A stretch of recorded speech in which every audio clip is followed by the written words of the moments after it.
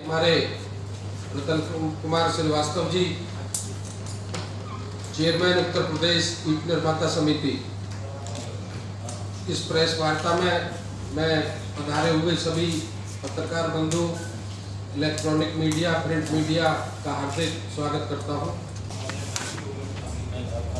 रोटी, कपड़ा और मकान, ये तीन मूलभूत आवश्यकताएं हमारी हैं प्रत्येक व्यक्ति की। और ईंट भट्टे लगभग 6000 पुराना कुटीर उद्योग है जो हमारी भारतीय संस्कृति और सभ्यता से जुड़ा हुआ है। और यह उद्योग पूरे देश में फैला हुआ है, जिसमें 70% नॉर्दर्न इंडिया में ईंट भट्टे हैं। संख्या में 1.5 लाख ईंट भट्टे पूरे भारतवर्ष में हैं। और यह उद्योग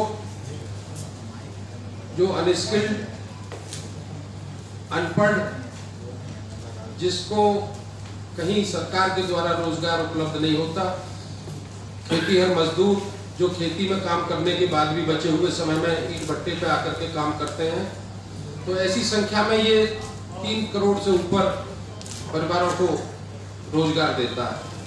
और साथ ही यह ग्रामीण अंचल में स्थित है। किसान की आय भी काफी कुछ ईंट भट्टे के ऊपर निर्भर है। और ऐसा उद्योग है कि जो प्रत्यक्ष रूप से और अप्रत्यक्ष रूप से लोगों को लाभ पहुंचाता है।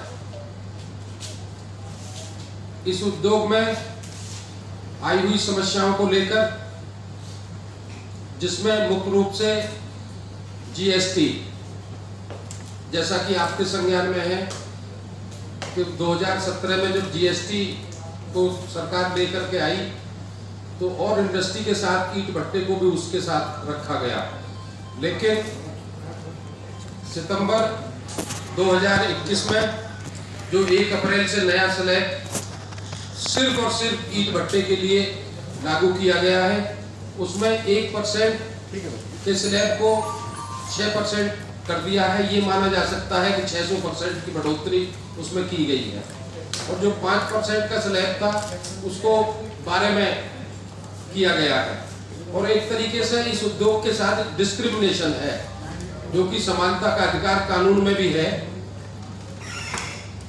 हमारी मौलिक अधिकार है कि सिर्फ इस उद्योग के लिए जो जीएसटी की रजिस्ट्रेशन की लिमिट थी वो 40 लाख, लेकिन उसको घटा करके 20 लाख इस उद्योग के लिए किया गया। और जीएसटी को 1 का 5, 6 और 5 का 12 किया गया है। तो जीएसटी की इस मांग को लेकर के जंतर मंतर पे हमने 1 अप्रैल से पहले ही धरना का कार्यक्रम किया, जिसमें पूरे देश के हजारों हमारे प्रतिनिधि उपस्थित रहे। और कल 10 नवंबर को रामलीला मैदान में पूरे देश के भट्टा मालिक एक रैली का आयोजन कर रहे हैं, जिसमें हजारों की संख्या में हमारे पूरे भारत से भट्टा मालिक उसमें भाग ले रहे हैं। कोयला का जो रेट है, सरकार के द्वारा जो हमारा कोयला हमको अलॉट है इंडस्ट्री के लिए, वो नहीं दिया जा रहा है। जहां अभी उत्तर प्रदेश के अध्यक्ष जी बैठे हैं, 12 लाख टन कोयला उत्तर प्रदेश को मिलना चाहिए, लेकिन उनके यहाँ 4 वर्ष में मात्र 70-75 हजार टन कोयला दिया गया है। और जो विदेशी कोयला आ रहा है, उस कोयले की कीमतें भी पिछले वर्ष 3 गुना बढ़ गई हैं। जो यूएसए, ऑस्ट्रेलिया, विदेश से कोयला मंगाया जाता है, जो प्राइवेट सेक्टर में लोग काम कर रहे हैं, उनके द्वारा एक फोकस का रूप लेते हुए जो 8000 रुपये का रेट था, उसको 25,000 रुपये खरीदना पड़ा। और पिछले सीजन में, क्योंकि हम जून में हमारे भट्टे बंद हो जाते हैं, हालात ये थे कि कोयला की कमी के कारण जो कच्ची ईंट होती है उसको भट्टा मालिक को ऐसे ही छोड़ना पड़ा। तीसरा, सरकार के द्वारा हम रेवेन्यू के रूप में अन्य विभागों में सरकार को रेवेन्यू देते हैं, लेकिन हमारी ईंट की खपत जो पहले सरकारी कार्यों में लगती थी, जब से मल्टी स्टोरी बिल्डिंग्स बन रही हैं तब से गवर्नमेंट की नीति ये है और तरह तरह के नोटिफिकेशंस MOEF के द्वारा ये निकाले जा रहे हैं कि जो लाल ईंट है उसको सरकारी कामों में लगाना बंद कर दिया है। और देश में जितनी भी ईंटों का निर्माण होता है उसमें 70% उस निर्माण में और हमारी सहभागिता है। कोयले के रेट को लेकर के, ईंट की खपत को लेकर के और GST को लेकर के, और श्रम विभाग में भी जो सरकार कानून लेकर के आ रही है उसमें हमारी ये सरकार से मांग है कि चूंकि ये ग्रामीण अंचल में एक कुटीर उद्योग है तो उसमें श्रम विभाग में लाने वाले कानून में ईंट भट्टे के लिए सरल कानून बनाया जाए। पहले आपने देखा होगा चिमनी के भट्टे चलते थे। 1996 में सरकार के द्वारा फिक्स चिमनी निर्धारित की गई और उसके लिए 2-3 बार सरकार ने समय भी दिया।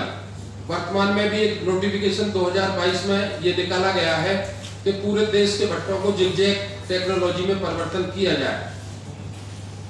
उस टेक्नोलॉजी में परिवर्तन में 40 से 50 लाख रुपए खर्च होता है। कोई वित्तीय संस्था हमें ऋण देने के लिए सरकार के द्वारा उपलब्ध नहीं है।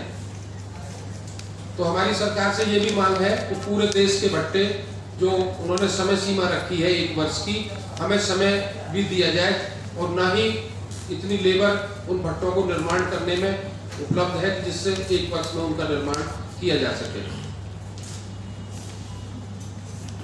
और जिस क्षेत्र में हम ये प्रेस वार्ता कर रहे हैं, यहाँ 2017 में भट्टों को जिगजैग टेक्नोलॉजी में कन्वर्ट किया गया था और सरकार के साथ जहाँ तक प्रदूषण का बिंदु है हम बिल्कुल सरकार के साथ काम करना चाहते हैं और हमने काम किया भी है। हमने अपने भट्टों को जिगजैग टेक्नोलॉजी में कन्वर्ट कर लिया, लेकिन एक ऐसे बिंदु को उठा करके कैरिंग कैपेसिटी जो कि एक टेक्निकल फ्रॉड कहा जा सकता है और NCR के ईंट भट्टों को बंद किया हुआ है। और ये CPCD के डाटा है कि जो प्रदूषण है आप देख रहे हैं वर्तमान में कोई भी भट्टा NCR में संचालित नहीं है। उसके बाद भी प्रदूषण की स्थिति, उसके बहुत सारे फैक्टर हैं और ये CPCD का डाटा है कि जो हमारा कंट्रीब्यूशन है पॉल्यूशन में वो 7% था, जो जिगजैग टेक्नोलॉजी में कन्वर्ट करने के बाद 3% रह गया है।